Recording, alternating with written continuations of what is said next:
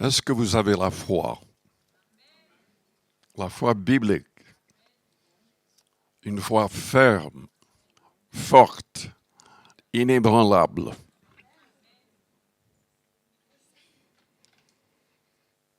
La vraie foi n'est pas bâtie sur le néant. Elle a une base solide, une base sûre. Je vais lire dans Matthieu, chapitre 1er, au verset 18. Voici de quelle manière arriva la naissance de Jésus-Christ. Marie, sa mère, ayant été fiancée à Joseph, se trouva enceinte par la vertu du Saint-Esprit avant qu'ils eussent habité ensemble. Joseph, son époux, qui était un homme de bien et qui ne voulait pas la diffamer, se proposa de rompre secrètement avec elle. Comme il y pensait, voici un ange du Seigneur lui apparut en songe et dit, Joseph, fils de David, ne crains pas de prendre avec toi Marie, ta femme, car l'enfant qu'elle a conçu vient du Saint-Esprit. Elle enfantera un fils, et tu lui donneras le nom de Jésus. C'est lui qui sauvera son peuple de ses péchés. Tout cela arriva afin que s'accomplisse ce que le Seigneur avait annoncé par le prophète. Voici, la Vierge sera enceinte, elle enfantera un fils, et on lui donnera le nom d'Emmanuel, ce qui signifie Dieu avec nous. Joseph, s'étant réveillé, fit ce que l'ange du Seigneur lui avait ordonné, et il prit sa femme avec lui. Mais il ne la connut point jusqu'à ce qu'elle eût enfanté un fils, auquel il donna le nom de Jésus. Oui, notre foi, la vraie foi, n'est pas basée sur le néant. Notre foi est basée sur des centaines de prophéties qui se sont accomplies en Christ. Elle est basée sur des centaines de témoignages de personnes qui l'avaient vu accomplir ces miracles et même ressusciter les morts et même ressusciter le troisième jour lui-même. La vraie foi est basée sur la présence du Saint-Esprit, la réalité de Dieu avec nous. C'est-à-dire les vrais chrétiens reçoivent le Saint-Esprit. Tout d'abord par la foi, dans la prière. Ensuite, le Saint-Esprit le baptise. Le salut n'est pas lié au baptême du Saint-Esprit. Mais ce baptême nous donne une puissance pour accomplir toute sa volonté, pour accomplir des miracles. Notre frère, le pasteur Amagus, ce matin, a parlé de Jean 14 et du fait que le Seigneur a dit que si on croit en lui, nous pouvons accomplir les mêmes choses. Mais trop souvent, nous lisons uniquement ce verset-là, sans lire ce qui suit, c'est-à-dire, c'est par le Saint-Esprit. Il faut recevoir le Saint-Esprit. Et pour recevoir le Saint-Esprit, il faut absolument prouver son amour envers le Seigneur, en commençant à mettre vraiment ses commandements en pratique. Il y a malheureusement énormément de gens qui sont trompés par des esprits de séduction. Vous savez, il y a un vrai parler en langue, il y a aussi un faux parler en langue. Souvent, les gens ne savent pas cela. Mais c'est une réalité. Je me rappelle, quand on était au 105, j'oublie le nom de la rue. Vraiment le sera. Au milieu du message, quelqu'un a commencé à parler en langue. Je l'ai arrêté. J'ai demandé au diacre de l'amener dans une autre pièce et de prier pour sa délivrance. Parce que je savais par le Saint-Esprit en moi que cette personne n'avait pas le Saint-Esprit, mais c'était une fausseté. Elle était habitée par un esprit mauvais qui voulait troubler la réunion avec un faux message. Eh oui, les frères ont dû passer du temps priant pour sa délivrance parce qu'en fait, c'était une femme médium qui ne connaissait rien du tout de l'Évangile et son parler en langue ne venait pas de Dieu, mais d'un esprit mauvais.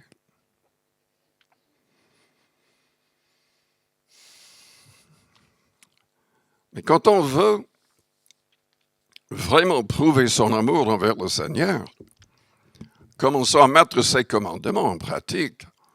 C'est le Seigneur lui-même qui nous baptise du Saint-Esprit. Et il souligne la réalité dans Luc 11 que nous n'allons jamais recevoir un autre esprit quand nous prions sincèrement le Seigneur et quand nous commençons vraiment à mettre ces commandements en pratique. Le Seigneur connaît les personnes qu'il aime. Et ce sont uniquement ces personnes-là qui recevront le vrai Saint-Esprit et non pas un esprit de séduction. Il y a des réunions où les gens disent aux gens qui cherchent le baptême de l'Esprit, répétez après moi. Ce n'est pas biblique de faire ça. Ce n'est pas biblique. C'est le Seigneur qui baptise du Saint-Esprit.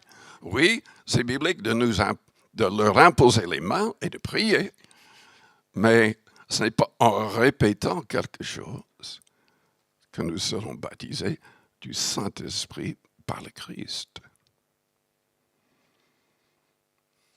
Notre foi est donc basée sur les prophéties, sur les témoignages des gens qui l'ont vu et qui ont été utilisés eux-mêmes.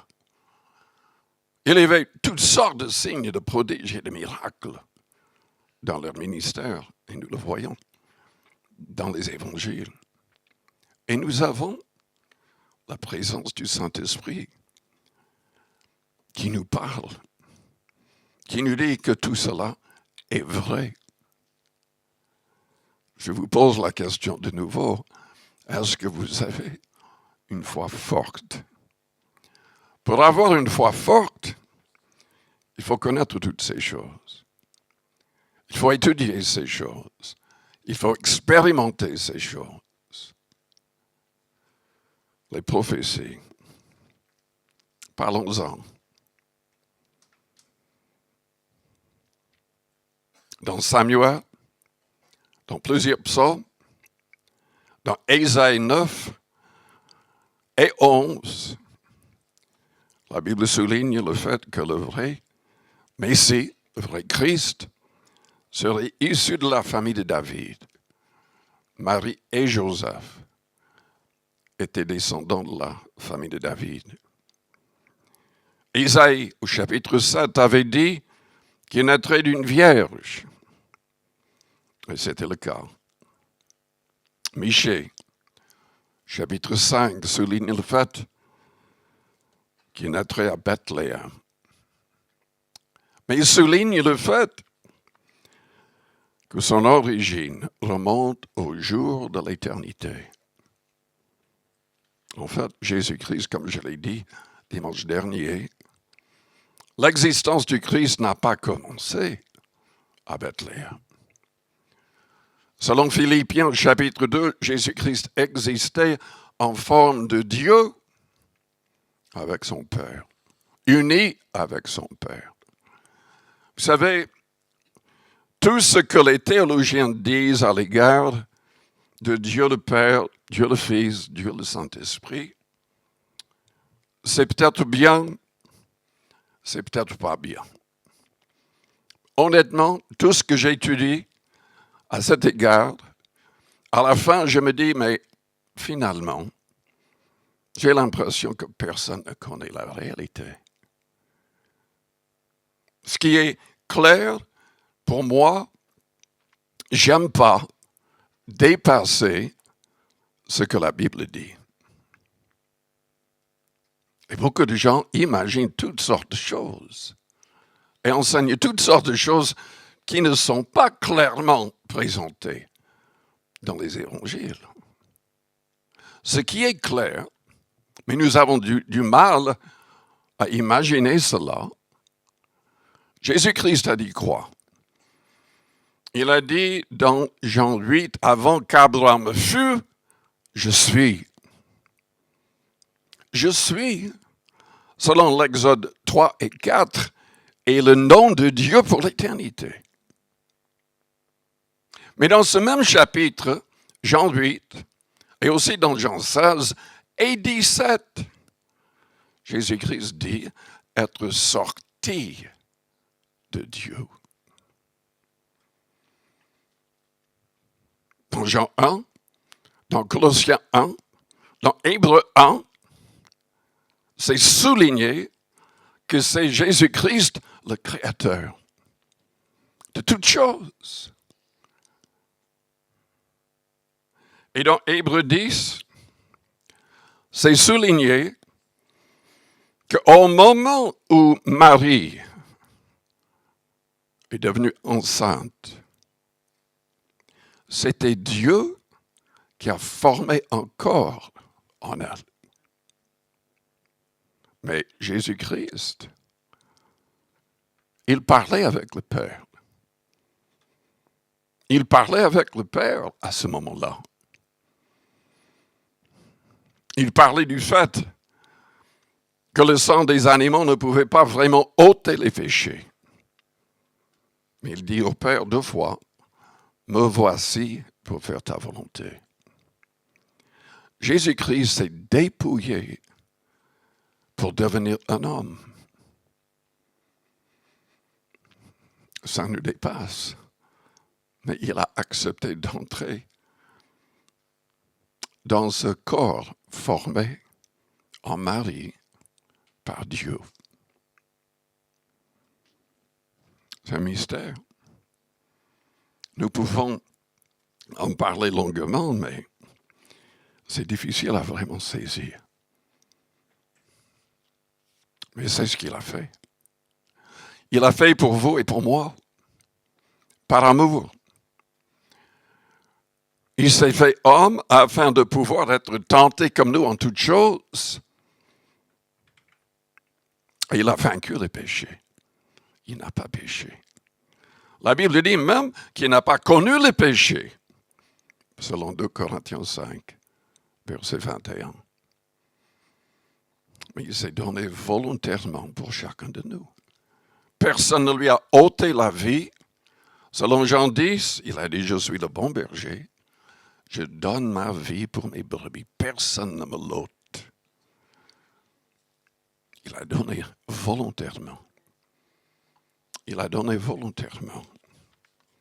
Mais Michée, 400 ans avant cet événement, l'a prophétisé. Et la Bible dit dans le Nouveau Testament que dans toutes ces prophéties, dans tous ces prophètes qui ont prophétisé, il y avait l'Esprit du Christ qui leur a donné ces prophéties. Osée, au chapitre 11, a prophétisé qu'il séjournerait en Égypte. Joseph a été averti de fuir en Égypte parce que Hérode voulait lui ôter la vie. Et il a fait mourir des enfants. Ésaïe, au chapitre 9 et 11, a dit prophétiquement qu'il vivrait en Galilée, à Nazareth. Ésaïe au chapitre 40, Malachie au chapitre 3 et 4 ont annoncé que sa venue serait annoncée par un messager rappelant Élie.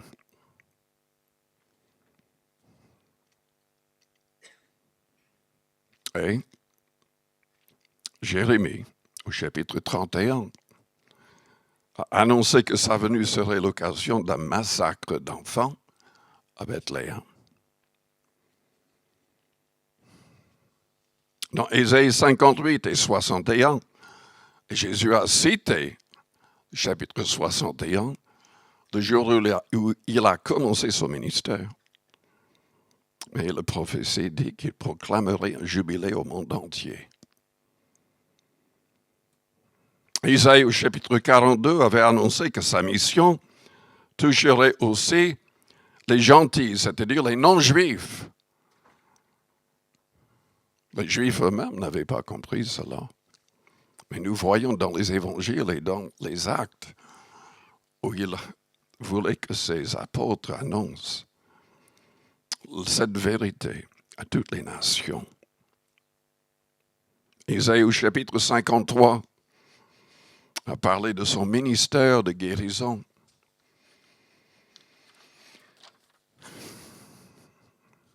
Isaïe et aussi David dans le psaume 78 ont prophétisé qu'il enseignerait en parabole.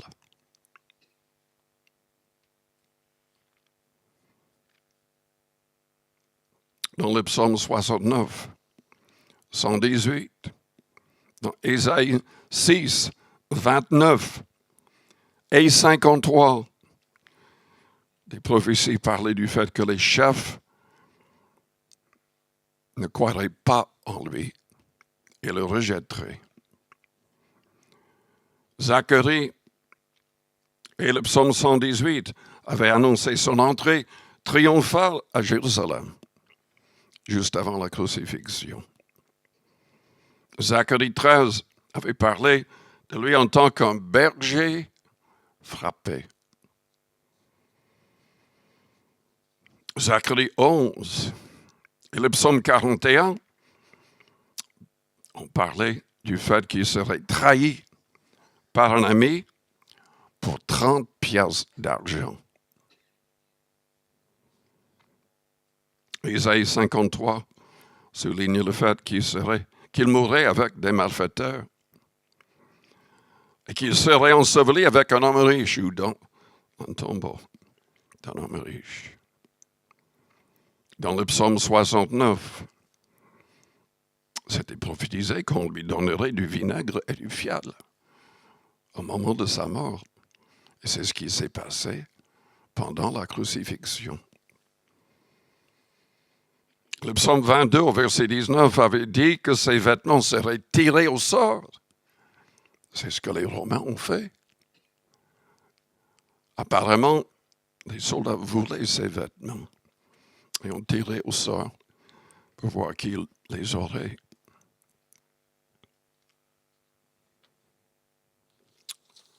Tout a été annoncé. Il y a 365 prophéties qu'il a accomplies. Il y a des témoignages. 500 personnes l'ont vu ensemble après sa résurrection. De nombreuses fois, pendant 40 jours, il s'est présenté à ceux qui le connaissaient bien. Mais revenons à cette histoire dans Matthieu 1. Le Saint-Esprit vient sur Marie. Ce corps est formé par le Saint-Esprit en Marie. Vous savez, nous pouvons faire toutes sortes d'expériences par le Saint-Esprit. Après, la Bible dit qu'un ange du Seigneur lui est apparu en songe. Lisons un instant dans Joël, chapitre 2. Dans tout l'Ancien Testament, nous voyons quelques prophètes nous voyons des rois remplis du Saint-Esprit, utilisés par le Saint-Esprit, mais ce n'était pas tout le monde. Dans Joël chapitre 2 au verset 28, nous voyons la prophétie disant que dans les derniers temps,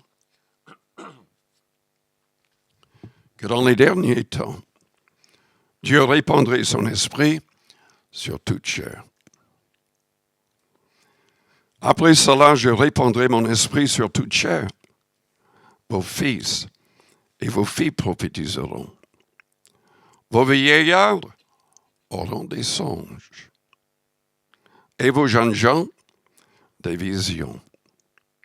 Même sur les serviteurs et sur les servantes, dans ces jours-là, je répandrai mon esprit. Je ferai paraître des prodiges dans les cieux et sur la terre, du sang, du feu et des colonnes de fumée. Le soleil se changera en ténèbres et la lune en sang avant l'arrivée du jour de l'Éternel. Il y a des gens qui prêchent faussement que les dons du Saint-Esprit ont disparu après la mort des apôtres. C'est loin d'être le cas. Je ne vais pas prendre le temps ce soir. Mais il y a toutes sortes de preuves dans l'histoire que les dons, que des miracles de toutes sortes, et même que des gens ressuscités d'entre les morts, se sont passés jusqu'au 5e siècle. Nous avons cela écrit dans des livres d'histoire par les responsables. Quand le jour de la Pentecôte, toutes les personnes dans la chambre haute ont parlé miraculeusement en d'autres langues, Pierre a dit que cette promesse, et il a cité Joël 2, était pour tous, pour les enfants, pour tous ceux qui seraient appelés par la suite. Et nous voyons dans Joël 2 que c'est surtout dans les derniers temps où il y aurait cette manifestation, même quand le soleil se changera en ténèbres et la lune en sang, et où il y aurait toutes sortes de prodiges dans les cieux et sur la terre, du sang, du feu et des colonnes de fumée. Nous n'avons pas encore vu ces choses. Mais cette promesse continue. Cette promesse couvre tout le temps de l'existence de l'Église sur terre. Nous en avons besoin. Pas besoin simplement de croire, mais de recevoir tout ce que Dieu nous a promis. Amen. Et déjà, nous voyons les quelques personnes avant le jour de la Pentecôte qui, grâce à leur temps passé en prière et en jeûne, ont été privilégiés. Ils voyaient que le petit enfant était vraiment le Messie, le Christ. Ils comprenaient. Ils étaient remplis de joie. Et là, Joseph a été averti en songe par un ange. Mes frères, mes sœurs, nous avons besoin du Saint-Esprit dans sa plénitude. Nous avons besoin de demander au Saint-Esprit de nous rendre sensibles, que nos yeux spirituels soient ouverts, que nous puissions comprendre ce qui se passe prophétiquement à ce moment, maintenant. Dieu veut nous préparer pour tout ce qui va se passer. Il veut se servir de chacun de nous, surtout pour gagner des âmes. Dieu veut agir, il veut accomplir toutes sortes de miracles. Il a choisi de le faire au travers des croyants remplis du Saint-Esprit.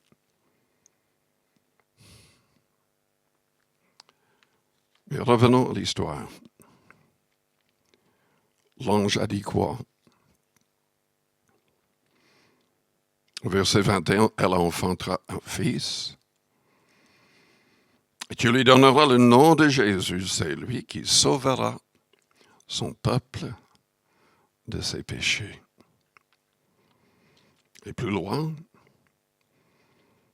on lui donnera le nom d'Emmanuel, ce qui signifie Dieu avec nous. Il y a toutes sortes de gens qui ne veulent pas accepter que Jésus-Christ est divin. Mais il est divin. Il est divin, comme je l'ai déjà dit, comme lui, il a dit 3 fois. Je suis sorti de Dieu. Oui, il s'est dépouillé pour devenir un homme. Mais il a repris tout pouvoir au moment de sa résurrection. Et la Bible nous dit dans Corinthiens 15, au verset 27 et 28, qu'à la fin, Dieu le Père va lui soumettre tout dans l'univers, excepté lui-même. Et nous lisons dans Colossiens 1 que tout a été créé par lui, c'est-à-dire Jésus-Christ, et pour lui.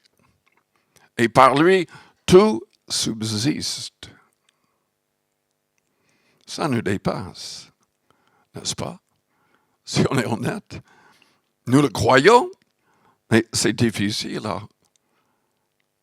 à saisir la réalité de toutes ces choses. Mais ce qui est important, c'est qu'il a accompli le plan. Et parce qu'il a accompli le plan, nous avons de l'espoir. Tous les hommes, sans exception, seront envoyés en enfer. À moi de saisir la main de celui, de la seule personne qui peut tout changer. C'est lui qui sauvera son peuple de ses péchés. Dieu avec nous. Emmanuel. Emmanuel. Comment est-ce qu'il nous sauve? Selon Romains chapitre 4, verset 25, il a été livré pour nos péchés, ressuscité pour notre justification. Je voudrais lire ce chapitre, Romains 4, parce que je ne veux pas que vous ayez une fausse idée comme beaucoup l'ont. Il y a des gens qui croient en Christ, mais qui pensent que pour être sauvés, ils doivent accomplir toutes sortes de bonnes œuvres. C'est la volonté de Dieu qu'on accomplisse toutes sortes de bonnes œuvres. Mais il faut que ces œuvres qu'on accomplisse soient selon son plan et selon sa puissance. On ne peut rien faire par nous-mêmes. Nous ne pouvons pas nous sauver nous-mêmes. Tout vient de lui. Et c'est saisi par la foi. Romains 4, au verset... En fait, il parle d'Abraham au départ. Il parle de tout ce qu'il a fait. Mais au verset 13, nous lisons, ce n'est pas par la loi que l'héritage du monde a été promis à Abraham ou à sa postérité. C'est par la justice de la foi. Quelqu'un qui est incrédule n'a pas de justice. Si une personne n'a pas la foi, une pleine foi, une foi ferme, il n'y aura pas de salut. C'est la raison pour laquelle nous lisons dans Hébreux 3, à partir du verset 12, que nous devons vraiment être en contact avec d'autres croyants. Nous devons exhorter nous-mêmes, c'est-à-dire exhorter d'autres croyants et accepter que les autres nous exhortent. Parce que sinon, on peut être aveuglé, trompé par la subtilité du péché.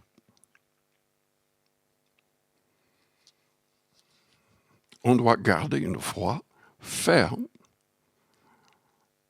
croyant, sachant que c'est Christ qui sauve. Et si il faut saisir la réalité, nous devons haïr le mal, nous devons haïr le péché, nous devons nous éloigner du péché. Nous devons faire tous nos efforts pour être parfaits. Mais si on trébuche, on sera sauvé. Quand même, si on demande pardon. Je ne sais pas combien de fois il y a un passage, n'est-ce pas, qui dit que le juste peut tomber 7 fois dans une journée et que le Seigneur va le relever toujours. Notre foi doit être en Christ. Non pas dans notre perfection, parce que nous ne sommes pas, d'une certaine manière, parfaits. Aux yeux du Père, nous sommes parfaits parce que nous croyons en Christ.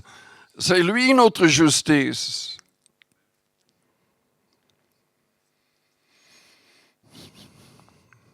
Si les héritiers le sont par la loi, la foi est vaine et la promesse est anéantie. Parce que la loi produit la colère. Et que là où il n'y a point de loi, il n'y a point non plus de transgression. C'est pourquoi les héritiers le sont par la foi, pour que ce soit par grâce, afin que la promesse soit assurée à toute la postérité. Non seulement à celle qui est sous la loi, mais aussi à celle qui est à la foi d'Abraham, notre Père à tous. Selon qu'il est écrit, je t'ai établi Père d'un grand nombre de nations. Il est notre Père devant celui qui a cru, Dieu qui donne la vie aux morts et qui appelle les choses qui ne sont point comme si elles étaient. Espérant contre toute espérance, il crut, en sorte qu'il devint Père d'un grand nombre de nations, selon ce qui lui avait été dit, telle sera ta postérité. Et sans faiblir dans la foi, il ne considéra point que son corps était déjà usé, puisqu'il avait près de 100 ans, et que Sarah n'était plus en état d'avoir des enfants. Il ne douta point, par incrédulité, au sujet de la promesse de Dieu, mais il fut fortifié par la foi, donnant gloire à Dieu, ayant la pleine conviction que ce qu'il promet, il peut aussi l'accomplir. C'est pourquoi cela lui fut imputé à justice. Le simple fait de croire nous impute la perfection, la justice. On devient juste et saint aux yeux du Père.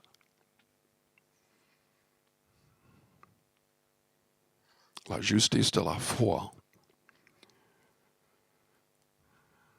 Mais ce n'est pas à cause de lui seul qu'il est écrit que cela lui fut imputé.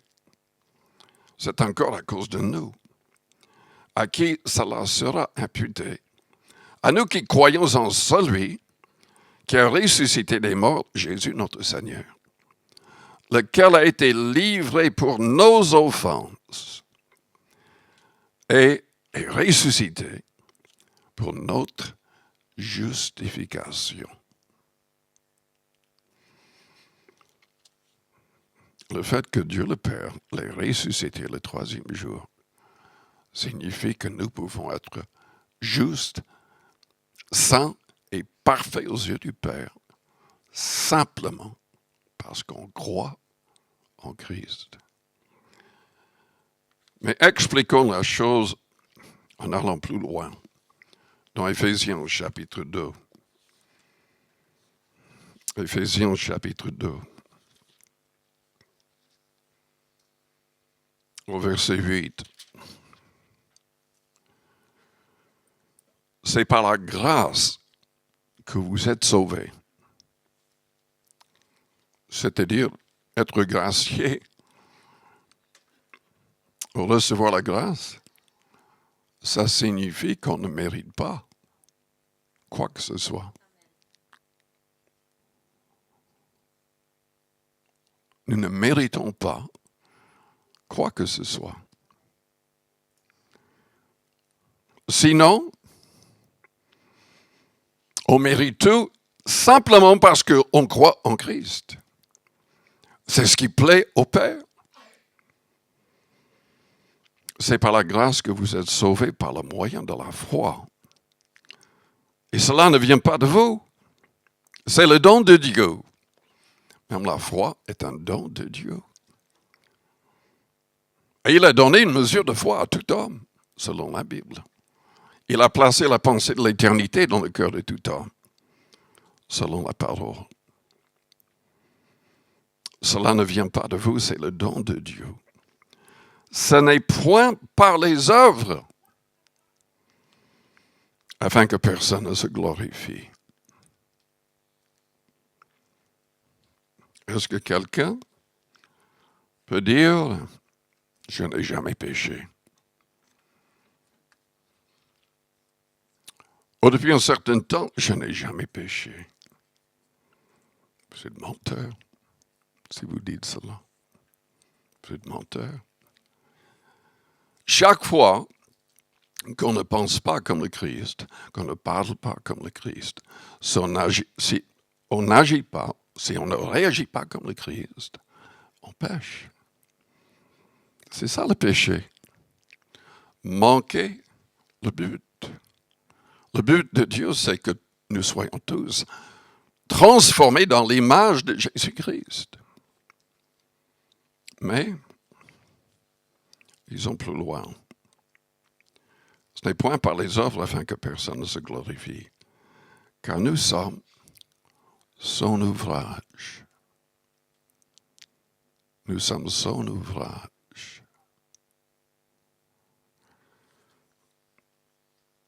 Ce n'est pas assez de croire ou de se faire baptiser. Dans tout cela, il faut absolument qu'on cherche le Seigneur dans la prière, dans le jeûne, pour devenir son ouvrage. Il doit nous transformer. On doit naître de nouveau. On doit naître de l'Esprit. On doit naître, être généré par sa parole. Nous sommes son ouvrage et ont été créés en Jésus-Christ. Nous devons être la création du Christ. Mais créés pour de bonnes œuvres que Dieu a préparées d'avance afin que nous les pratiquions. En d'autres termes, Dieu a un plan pour nous. Il veut nous façonner à l'image de Jésus-Christ. Il veut que nous ayons tous les principes du Nouveau Testament dans nos cœurs et dans nos vies. Il a un plan précis pour chacun de nous, des choses à accomplir si on est vraiment conduit par l'Esprit Saint. Et écoutez-moi bien. Écoutez-moi bien. Parce que si vous n'écoutez pas bien, vous risquez de passer à côté de la vie éternelle. Selon Romains chapitre 8, verset 14, déjà le verset 9 dit que si quelqu'un n'a pas l'Esprit du Christ, il ne lui appartient pas. Mais si le Saint-Esprit se manifeste à nous, entre en nous, il faut quand même être conduits par l'Esprit.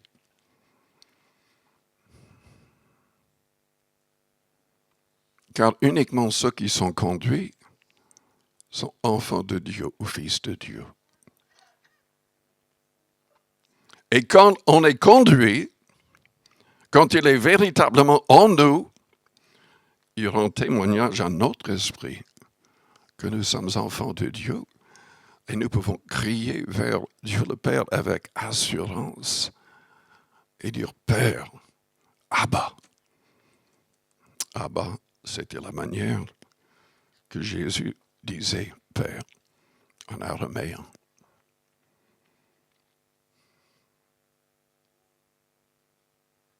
C'est important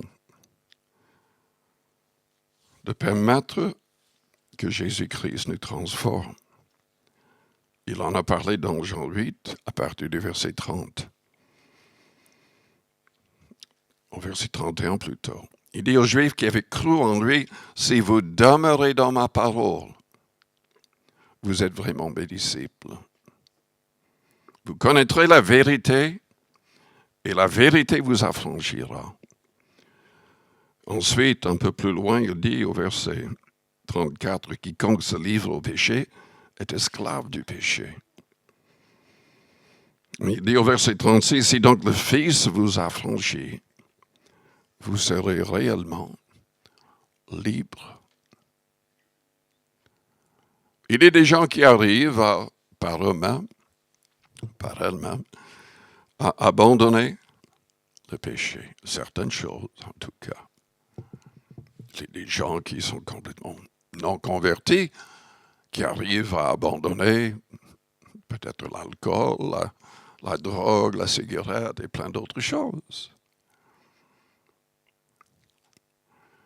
Mais pour qu'on soit libre de tout, pour qu'on reste libre, on a besoin de l'Esprit du Christ. On a besoin de sa parole. Parce que c'est le fait de demeurer dans cette parole. Et aussi demandons au Saint-Esprit de nous aider, qu'on sera transformé. Il nous délivrera de nos péchés et la condamnation du péché. Dans Hébreux, chapitre 2. Hébreux, chapitre 2.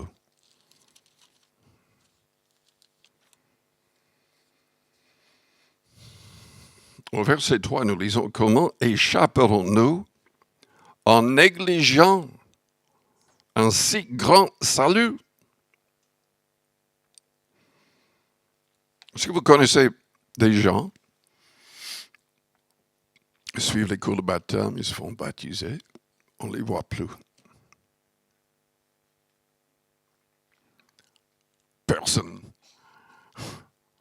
Personne ne sait qu'ils sont même chrétiens.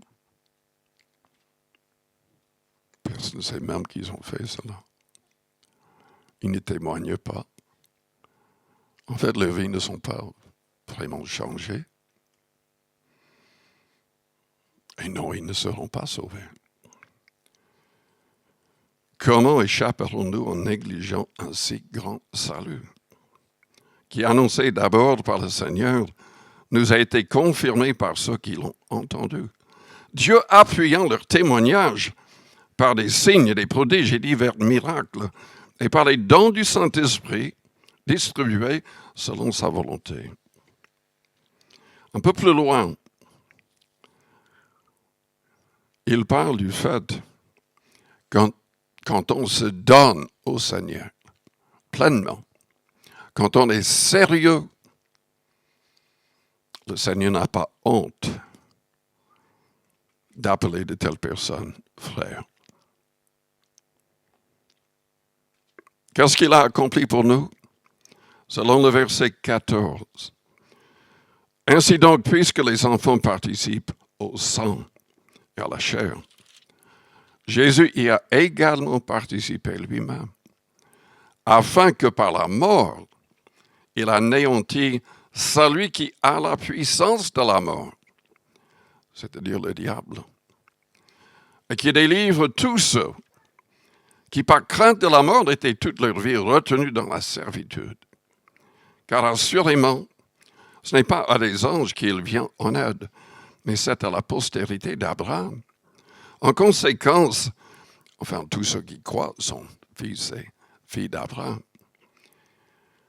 En conséquence, il a dû être rendu semblable en toutes choses à ses frères, afin qu'il fût un souverain sacrificateur, miséricordieux et fidèle dans le service de Dieu, pour faire l'expiation des péchés du peuple.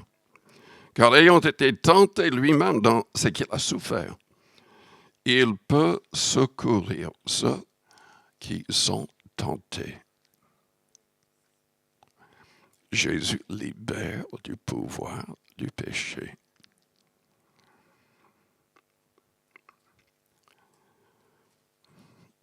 La clé, souvent pour beaucoup de gens, c'est de ne pas essayer trop par soi-même, mais de prier beaucoup plus. Parce que Jésus change le cœur. Il change nos pensées. Il change notre manière de parler, d'agir et de réagir. Sans lui, nous ne pouvons rien faire. Nous ne pouvons rien faire. Avec lui, tout est possible. Je voudrais terminer avec des passages dans Matthieu 7.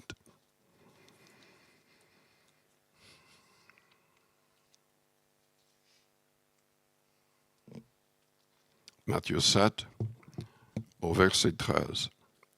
Entrez par la porte étroite.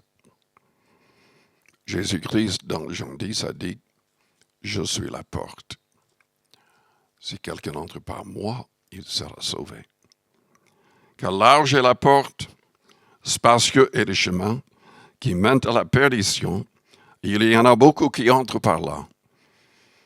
Mais étroite est la porte, resserrez le chemin qui mène à la vie, et il y en a peu qui les trouvent. Gardez-vous des faux prophètes. Cette parole est de plus en plus importante parce que nous avons de plus en plus de faux prophètes. Nous avons de plus en plus de fausses églises, des milliers de fausses églises qui acceptent le péché maintenant. Même les responsables commettent des choses abominables. Et ils en sont fiers. Parce que pour eux, ce n'est pas du péché, ce n'est pas une abomination. Déjà, le plus grand des abominations, c'est que beaucoup de ces gens religieux, ils annoncent quoi? Oui, Jésus, il est un chemin, mais il y a beaucoup de chemins.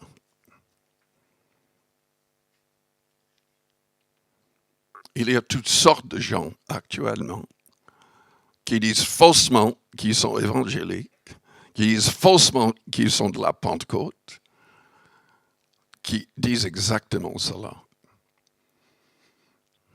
Mes amis, il n'y a qu'une seule personne qui peut nous sauver. Il n'y a qu'un seul sauveur.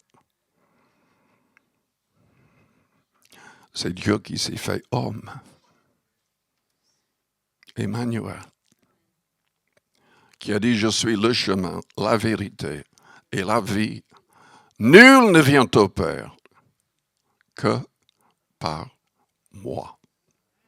Il a dit aux Juifs, si vous ne croyez pas ce que je suis, vous mourrez dans vos péchés.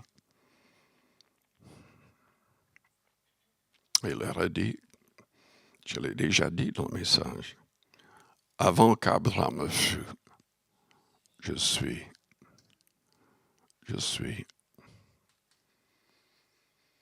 Entrez par la porte étroite, gardez-vous des faux prophètes. Au verset 21, il a dit, ceux qui me disent Seigneur, Seigneur, n'entreront pas tous dans le royaume des cieux. Mais celui-là seul qui fait la volonté de mon Père, qui est dans les cieux. Et il explique que cette volonté, c'est que nous mettions en pratique tous ces commandements. Et ça commence, enfin le plus grand des commandements, c'est d'aimer. D'aimer Dieu et d'aimer les autres. Ce matin, le pasteur Amago a parlé longuement de l'importance de l'amour.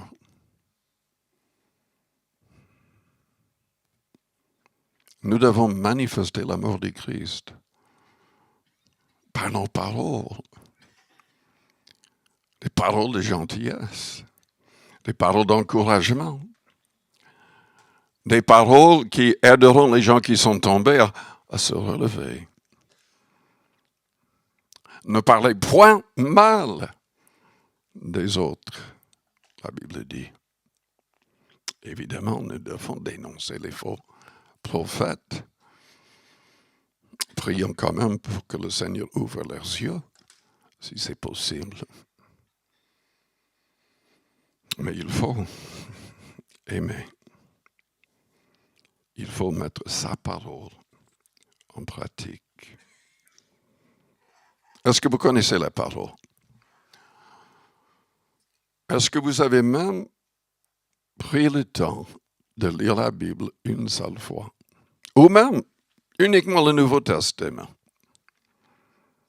Est-ce que vous l'avez lu attentivement au moins une fois? Il y a énormément de gens qui ne l'ont jamais lu. Ils écoutent des messages, ils ne connaissent même pas tous les commandements.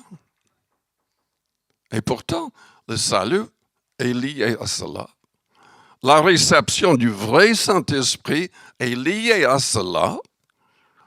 Vous ne recevrez jamais assez dans un message, dans une église. On ne peut pas parler de tout le temps, vraiment de tout. Il faut lire vous-même le Nouveau Testament pour comprendre.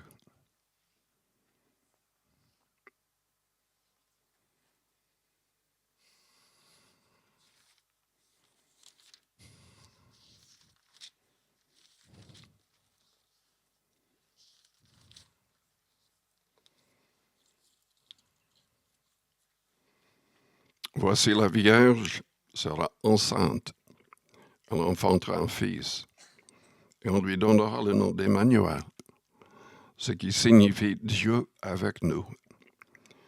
Joseph s'étant réveillé fit ce que l'ange du Seigneur lui avait ordonné. Il prit sa femme avec lui.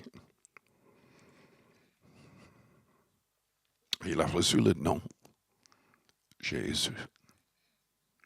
Le Seigneur sauve. Adonai sauve. Est-ce que vous êtes sauvés? Est-ce que vous voulez être sauvés? Suivez le Seigneur. Suivez le Seigneur. Mettez sa parole en pratique. Demeurez dans cette parole.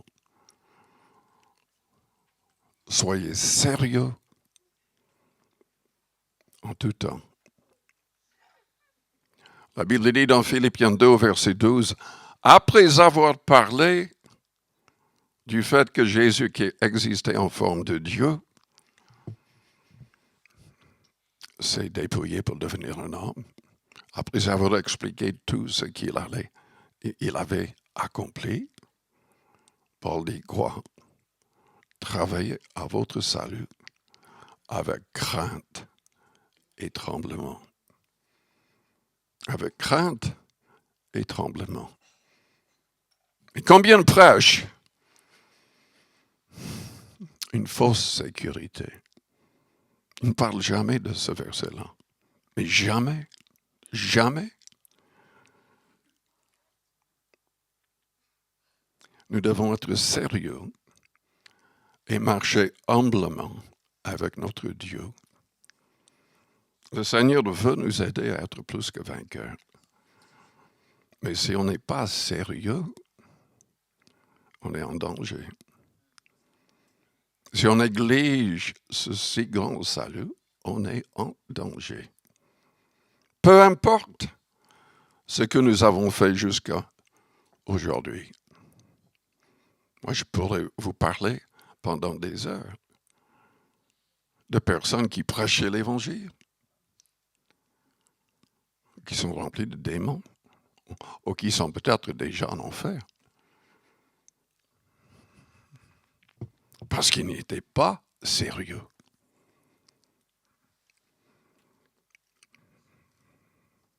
Parce qu'ils négligeaient ce si grand salut.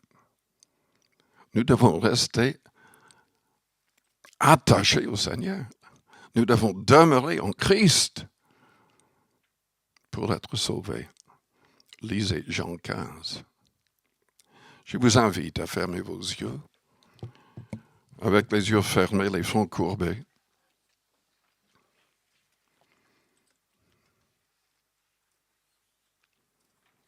Si vous voulez être sauvé, dites dans votre cœur maintenant, priez le Seigneur.